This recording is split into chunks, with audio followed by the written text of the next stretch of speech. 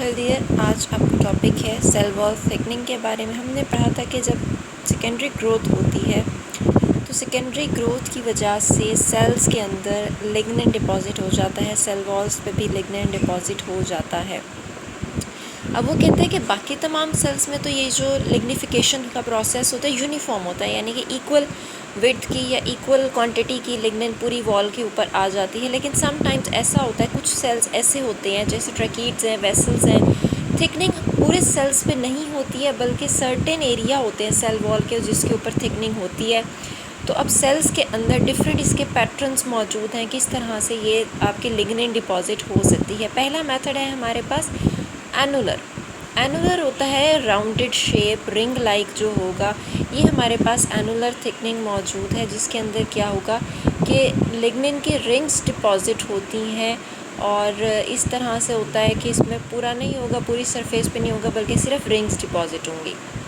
Spiral आ जाता है, spring shape, helical भी इसको हम कहते होते हैं कि इसके अंदर जो लिग्निन डिपॉजिट होता है वो स्पाइरल शेप में होता है। उसके बाद स्क्लेरिफॉर्म आ जाती है। स्क्लेरिफॉर्म हमारे पास वो होती है जिसके अंदर लेडर सीढ़ियों के स्टेप्स की तरह की हमारे पास डेपोजिशन होती है, उसको हम कहते हैं कि ये हमारे पास स्क्लेरिफॉर्म है। जो फोर्थ फिगर हमारे पास बनी हुई है चौथे नंबर वाली, इसको अगर आप देखें तो ये स्क्लेरिफॉर्म हमारे पास थिकनिंग आ जाती है, ये स्क्लेरिफॉर्म डेपोजिशन आ जाती है जिसके अंदर लिग्निन क्या होगा वो डिपॉजिट होता है लेडर की फॉर्म में। फिर आता है हमारे पास रेटिक्यूलेट। अब रेटिक्यूलेट जो है वो होती है इरेगुलर, रैंडम सी हमारे पास होती है, उसको हम कहते हैं रेटिक्यूलेट।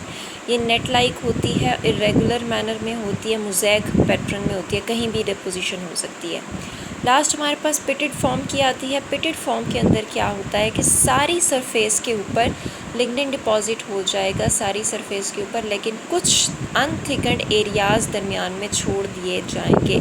बहुत ही छोटे छोटे एरियाज़ छोड़े जाते हैं अनथिकन्ड, इसको हम कहते हैं कि ये हमारे पास पिटेड डेपोजिशन है या पिटेड थिकनिंग आ जाती है। और इसके अलावा हम देखते हैं कि प्लाज्मोडेस्माटा क्या चीज़ होता है। दो सेल्स के दरमियान में, ये एक सेल है, ये दूसरा सेल है, इन दोनों को इनका प्रोटोप्लास्ट इसके साथ कंबाइन होगा by the help of small cytoplasmic projections, उनको हम कहते हैं प्लाज्मोडेस्माटा। ये इंपॉर्टेंट शॉर्ट टर्म है।